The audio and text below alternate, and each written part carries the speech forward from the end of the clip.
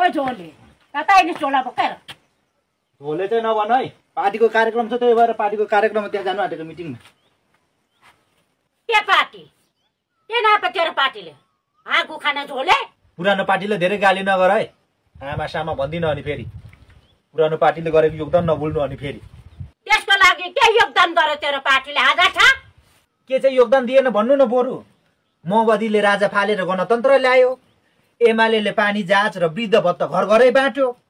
यस्तो कुराहरू बुढीमाउलाई अलिक थाहा हुँदैन यस्तो कुराहरू के अलिक थाहा छैन धेरै पेत्र पेत्र नबोल बुढीमाउ यस्तो कुराहरू तिमीले थाहा छैन तो जाटलाई धेरै कुरा थाहा रहेछ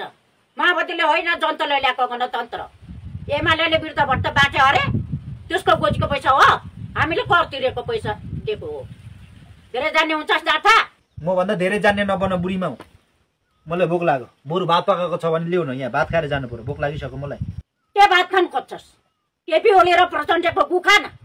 घरमा काम गर्नु छैन खान मात्र खोजेर हुन्छ त्यही केपी ओलीर प्रचण्डको गु खा जाटा धेरै प्यार प्यार नगर है बुढीमाउ राम्रो नहोला नि फेरि घरको सम्पम साथी तैले दिन्छ अहिले चेक घरको सम्पम कल बोल ह घरको सम्पम जिन्दाबाद भन को घरको सम्पम जिन्दाबाद भन ह घरको सम्पम जिन्दाबाद भन घरको सम्पम जिन्दाबाद भन ह त्यहीपट्टि लागि सोने बा मान्छे हुन्छस् कि ओइ गरु घरको सम्पम ए छोरा न घरको सम्पम जिन्दाबाद भन घरको सम्पम जिन्दाबाद भन जिन्दाबाद घरको सम्पम जिन्दाबाद ओए कान्छा अनि कहाँ मास्यो यो हिजो गएको उसको बाउ पनि मरेको छैन अझै बान्त सिरा हो ओराम बान्त सिरा छ सबै थोक मैले नै काम पनि गर्नुपर्ने झोलेलाई नै ओ झोले कहाँ मर्यो ओराम मेरो नाम छैन मेरो नामबाट बोलाउँदा हुँदैन के को खाली झोले के नामबाट बोलाउनु खानु पाए चाम्रो नपाए खोले ठोक झोले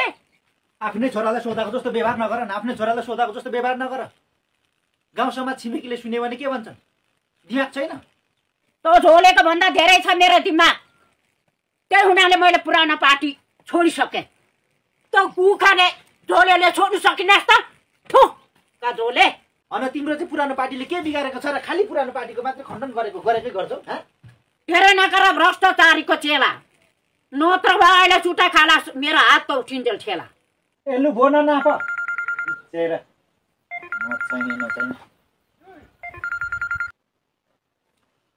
हेलो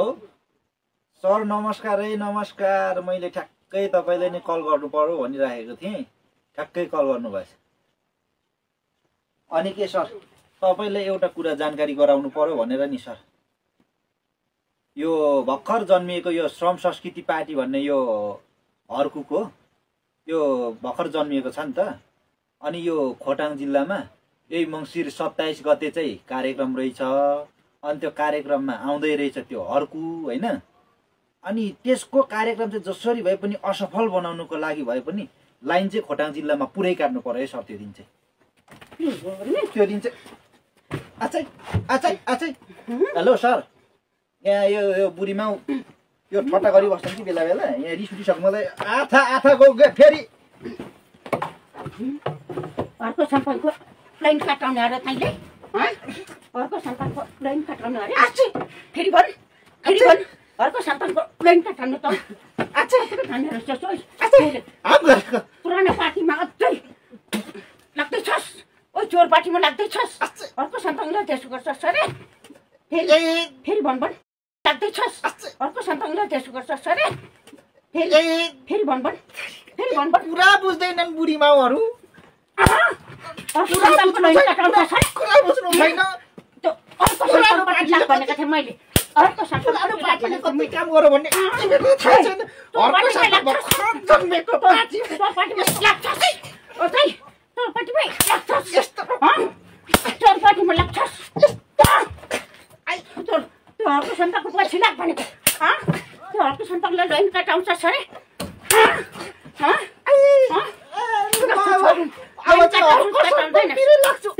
अर्को सम्पक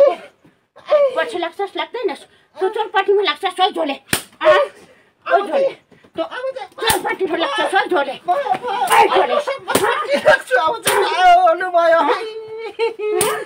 सबैजनालाई मेरो नमस्ते।